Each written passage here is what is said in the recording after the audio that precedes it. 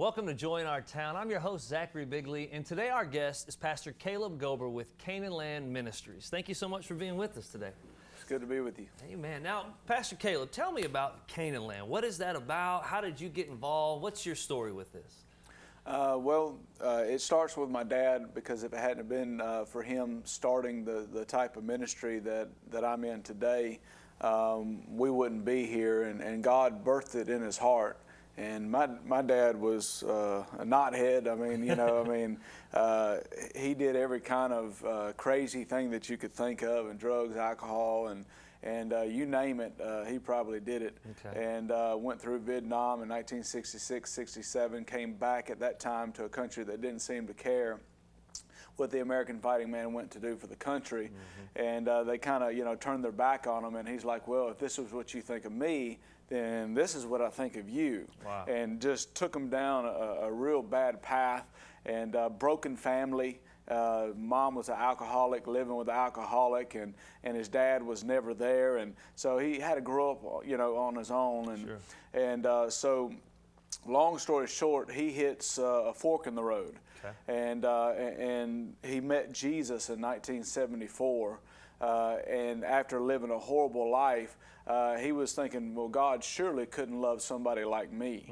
And so he had, through a series of events and people getting out, sharing, passing out flyers and pamphlets about the Lord, he picked up a pamphlet about the Lord and began to start the process of him thinking about, if Jesus is really real, mm-hmm. I'm in a heap of trouble. Okay. And so but he got saved, and he went on this journey, and he wasn't one of those that just went squeaky clean. You get saved and you just go squeaky clean. Sure. He said, that was not me, and so it was a process of the, getting off the drugs and the weed and the alcohol and, all those type of things. And he had read in the Bible where it said God had created herbs and they were good. And he was thinking, so are, because he was smoking a lot of herbs, but he realized that wasn't the type of herbs that God was talking about. And so, anyways, but he met Jesus, got saved, and he got to a point in his life where he's like, if I can help one person from ever going down the life that I lived, I'll do it.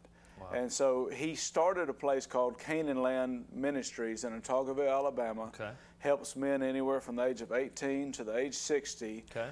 And it was for about 35 years that he did that, up until the point where he went to be with the Lord May 5th, 2014. Okay. And growing up, I was seeing all the destruction from the drugs, the alcohol, the perversions, and things like that, and just never had a desire to really go down that path.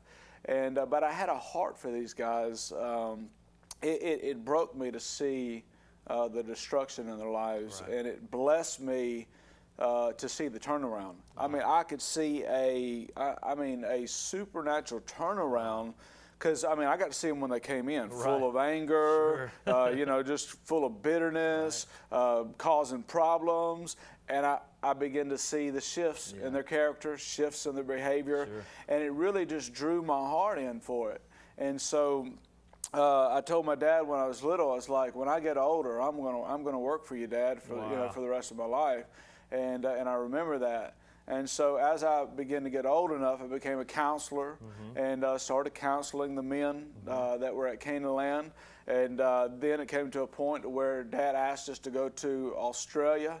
Okay. And so we went. Me and my brother Joshua went to Australia, established a Canaan there in Australia, and then came back and began to continue to help, in the Canaan here in Otagoville, Alabama. Okay. And when he went to be with the Lord, there was really no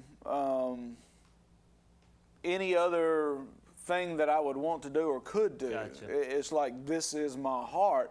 Okay. And so my mom, Sandra Gober, is the president and founder of Canaan Ministries, and alongside of my dad, and she's still carrying that on. And then I'm the voice of Canaan Land, so to speak. I mean, I travel, I preach on behalf of Canaan Land, share the vision of what we do. And then my brother Joshua is eventually stepping into pastorship. And he does a lot of the administrative stuff and helps with mom and the things that she needs help with. And so we're all just kind of doing it as a team. And, and so I just kind of fell in love with... You got the heart of your dad concerning these guys, is that right? Yes, absolutely. Now tell me this, for those that are not familiar with Canaan Land, obviously your dad had come from a rough background in drugs and alcohol. So Canaan Land helps men that have come from that similar background, or is it, what is it? What kind of guys come there? Well, any guy that has had a life-controlling issue, in Luke 4:18 it says Jesus came to heal the brokenhearted. Well, what we realize is there's no age limit to a broken heart, and it's not just drugs and alcohol that can cause a broken heart. So it's really any life-controlling issue that they have dealt with that's caused them to give up on life. And we take them in and we give them a 1-year Bible training center. And we're not a rehabilitation center because, first of all, you can't rehabilitate someone that's never been habilitated in the first place. We're not a 12-step program. We're a 1-step program. We're a 1-step into Jesus. Jesus does the rest. Because, you know, as destructive as my dad lived his life, which was pretty destructive, and more than your average person that comes into Canaan Land, he was a bit far off. And he never went to a men's program. He never went to a rehabilitation center, and he never touched drugs, alcohol, and perversions and women and sleeping around. He never touched that in 35 years. Praise God. He gave it up and went clean and lived free and clean for the rest of his life. He didn't have to have, but sometimes someone needs to come into a place like that that gives them that structure, gives them that love, and they do need a help because they can't do it on their own. For my dad, it was simple. When he met the real God, the real Jesus, not the religious Jesus, the real Jesus, he began to just have a relationship with him. And if he saw that it was good in the Bible, then he did it. He wanted it. And he came across a card. If Jesus was here, would he do it? If Jesus was here, would he do it? If Jesus wouldn't do it, then that's good enough for me not to do it. If Jesus does it, then it's good enough for me to do it. That's right. He lived his life by that. That's good. It was not just a cliche. It was just not. It wasn't just a little bracelet, cute little bracelet that you wear on your hand while you're still living destructive. Right. He lived the words of that. That's good. And that's all he needed to stay clean. Jesus was here. Would he do it? He wouldn't do it? Okay, I'm not doing it either. So would you say that's the difference maker between Canaan Land and many other, because there's a lot of rehabs out there. So would you say it's the Jesus factor? It's absolutely the Jesus factor, but it's the relationship factor with Jesus. It's not just a mental knowledge. I know he's real. He can help if I want him to. No, you invite him into your life, and now you want me to do it. I do it. You don't. I don't. It's that relationship factor with Jesus and that personal closeness with him. If I have a personal, close relationship with you, as I do, if you didn't like something or disapprove something, I shouldn't want to do it. Because of our relationship. I shouldn't want to do anything that would hurt you. And the same thing in marriage. You shouldn't want to do anything that would hurt your counterpart if you truly love them and you're trying to build a long-lasting, relationship. So that's how it is. The relationship. That's how it is with them and Jesus. I like it. And you see, that's so important for people that have come from that type of background, drugs, alcohol, life-controlling issues. It's not just, Jesus is awesome. It's my relationship with Jesus. And that sounds like what you guys are giving these men an opportunity to experience with God. That's awesome. Now, you mentioned your dad and drugs. Can you give me some, and you kind of highlighted, but real briefly, what are some of the life-controlling issues that guys coming into Canaan Land deal with? Is it just drugs? Is it more than drugs and alcohol? Sometimes it's going through a bad divorce. and it breaks them to where they can't live life anymore. Gotcha. They've allowed that spirit in so much of the spirit of depression that they just can't go on. Sometimes people like that come into Canaan that have never dealt with drugs and alcohol. Just dealing with depression.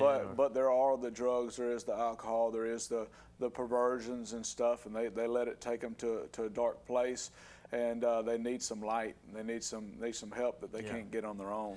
Now, Join Our Town, we like to highlight local things within our community. It's my understanding that Canaan works with judges, district attorneys, lawyers per se to help guys get into the program, public safety in a sense. Can you tell me a little bit about that? Well, we've got favor with a lot of the judges, and it didn't happen overnight, but they would sentence guys to us, and then they would they were starting to notice the fruit. They were noticing that they weren't coming back to them. They were checking in on them, and they were finishing their probation and moving on with life.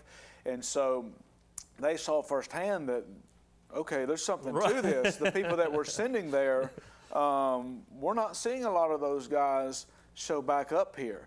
So they would start to begin to call us and recommend, hey, I got someone for you. And they know our criteria. They know, our structure.